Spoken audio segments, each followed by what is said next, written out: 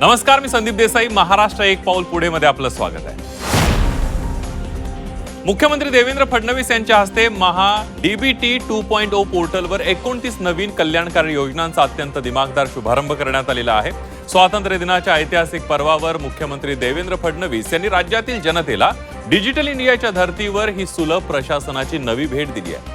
या नव्या विस्तारामुळे महाडीबीटी पोर्टलवर उपलब्ध असणाऱ्या एकूण योजनांची संख्या आता 105 वर पोहोचली आहे. आता उर्वरित 231 सरकारी योजना देखील या एकात्मिक व्यासपीठावर आणण्याचं काम युद्धपातळीवर सुरू आहे आणि यामुळे नागरिकांना वेगवेगळ्या योजनांसाठी स्वतंत्र खाती किंवा वारंवार नोंदणी करण्याची गरज नाहीये.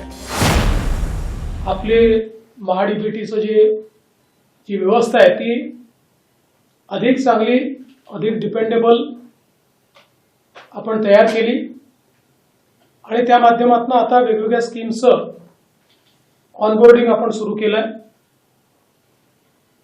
या 105 योजना या ठिकाणी झालेल्या आहेत. त्यांना कुठल्याही अडचणींचा सामना न करता या सर्व वैयक्तिक लाभाच्या योजना मिळाल्या पाहिजेत. मुख्यमंत्री देवेंद्र फडणवीस यांच्या प्रमुख उपस्थितीमध्ये मुख्यमंत्री फेलोशिप कार्यक्रम, सत्कार आणि शुभारंभ सोहळा 2026 अत्यंत दिमाखामध्ये पार पडला. तरुण कल्पना आणि सुशासन यांचा संगम या संकल्पनेवर आधारित असलेल्या या कार्यक्रमात राज्य शासनाने भारतीय तंत्रज्ञान संस्था बॉम्बे IIT सोबत एक महत्त्वपूर्ण करार केलाय. या करारानुसार शैक्षणिक वर्ष 2026-27 पासून सहभागी फेलोजसाठी तंत्रज्ञान विकास आणि सार्वजनिक धोरण या विषयामध्ये विशेष पोस्ट ग्रॅज्युएट सर्टिफिकेट प्रोग्राम सुरू केला जातोय.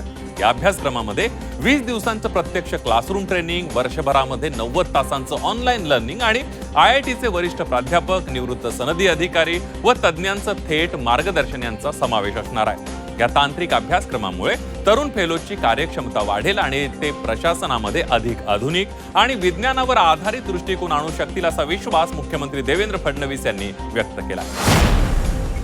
सध्या भारतातील एकूण डेटा सेंटर क्षमतेपैकी तब्बल 65% क्षमता एकट्या महाराष्ट्रात उपलब्ध असून आगामी काळामध्ये महाराष्ट्र हे केवळ देशाचंच नाही तर जगातील अग्रगण्य AI आणि डिजिटल तंत्रज्ञानाचं मुख्य केंद्र बनेल असा ठाम विश्वास मुख्यमंत्री देवेंद्र फडणवीस यांनी व्यक्त केलाय. मुंबईमध्ये इंडो अमेरिकन चेंबर ऑफ कॉमर्सची राष्ट्रीय परिषद आयोजित करण्यात आली होती. त्यामध्ये मुख्यमंत्री देवेंद्र फडणवीस यांनी राज्याच्या डिजिटल पायाभूत सुविधांचा रोडमॅप मांडलेला आहे. राज्याने 2031 पर्यंत 5.7 गिगावॅट क्षमतेचे डेटा सेंटर उभारण्याचं उद्दिष्ट ठेवलंय, जे जागतिक स्तरावर सर्वात मोठ्या क्षमतेपैकी एक असेल. क्लाउड कॉम्प्युटिंग आणि AIच्या वाढत्या गरजा पूर्ण करण्यासाठी राज्य सरकार उद्योगांना सर्व आवश्यक त्या पायाभूत सुविधा, सवलती आणि अनुकूल धोरण उपलब्ध करून देते असं मुख्यमंत्री देवेंद्र फडणवीस यांनी सांगितलं. भारत आणि अमेरिकेच्या उद्योग जगतातील नामवंत प्रतिनिधी या परिषदेमध्ये उपस्थित होते. महाराष्ट्र सरकारने आरोग्य क्षेत्रामध्ये जागतिक क्रांती घडवण्यासाठी अमेरिकेतील जगप्रसिद्ध क्लिव्हलँड क्लिनिकसह भव्य मेडिसिटी प्रकल्प उभारण्याचा सामंजस्य करार केलेला आहे. मुख्यमंत्री देवेंद्र फडणवीस आणि अमेरिकेचे राजदूत सर्जिओ गोर यांच्या प्रमुख उपस्थितीमध्ये हा करार करण्यात आलाय. या करारामुळे महाराष्ट्राला अत्याधुनिक वैद्यकीय सुविधा आणि जागतिक दर्जाचं आरोग्य तंत्रज्ञान मिळणार असून याप्रसंगी अमेरिकेचे राजदूत सर्जिओ गोर यांनी मुख्यमंत्री देवेंद्र फडणवीस यांच्या कार्यपद्धतीत आणि दूरदृष्टीची स्तुती केली आहे. ते म्हणाले की आज महाराष्ट्र 2 गोष्टींमुळे जगाच्या नकाशावर ठळकपणे चमकतो. एक म्हणजे मुंबई आणि दुसरं म्हणजे देवेंद्र फडणवीस. आगामी गणेशोत्सवाच्या पार्श्वभूमीवर कोकणासह राज्यातील सर्व महत्त्वाच्या महामार्गांची आणि शहरांमधील रस्त्यांची दुरवस्था दूर करण्यासाठी उपमुख्यमंत्री एकनाथ शिंदे यांनी विशेष आढावा बैठक घेतली. गणपती बाप्पाच्या आगमनापूर्वी भाविकांना कोणताही त्रास होऊ नये यासाठी सर्व रस्ते युद्धपातळीवर खड्डेमुक्त करण्याचे आदेश उपमुख्यमंत्री एकनाथ शिंदे यांनी संबंधित यंत्रणांना दिलेले आहेत. कामामध्ये दिरंगाई करणाऱ्या अधिकाऱ्यांवर कडक कारवाई केली जाईल असा इशारा सुद्धा उपमुख्यमंत्री एकनाथ शिंदे यांच्याकडून देण्यात आला.